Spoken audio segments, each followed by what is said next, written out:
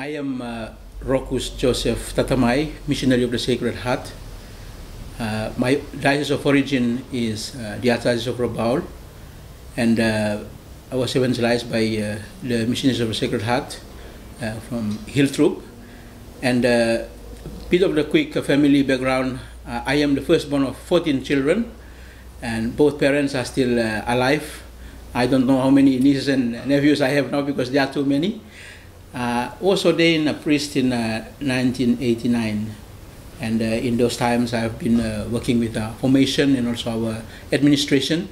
2003-2005 I was in East Sudan in France being a missionary. When I came back to Papua New Guinea, during our chapter, my conference, the MSS appointed me or elected me provincial, and for a short time I took office, and I think a month later the Apostolic Nuncio called me that Pope Benedict XVI has appointed me Auxiliary Bishop of Kerema. So it was a very rush through a little phase of leadership, and I was trying to say I need some time. But anyway, I argued that I was too young for this kind of responsibility, and they said, because I said I'm too young, that was exactly the quality they said, that they need somebody young to walk in the mountains as a bishop. So now I knew that there was no more theology and whatever. You need to be young to fit to walk the mountains, and that was how I started in Kerema. I served only two years, and then I was appointed as the local ordinary, the bishop of the Diocese of Berena. So I came into the Diocese of Berena in 2008, and in this time I was able to be here to celebrate the 125th evangelization of the Diocese of Berena. And I have seen a lot of things that happen in the history of this diocese.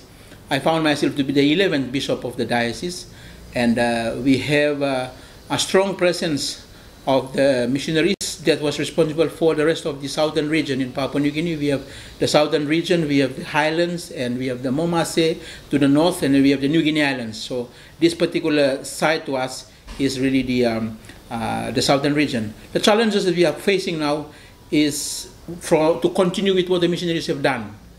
And we are discovering that they have done a lot of great things, and I would like to commend them for the commitment, the sacrifices in terms of education, health, the pastoral work. To this date, we now still have some of the things that we saw like they were coming in as development. Now we are seeing them not happening anymore. One of those marked differences in the mountains, it was all opened.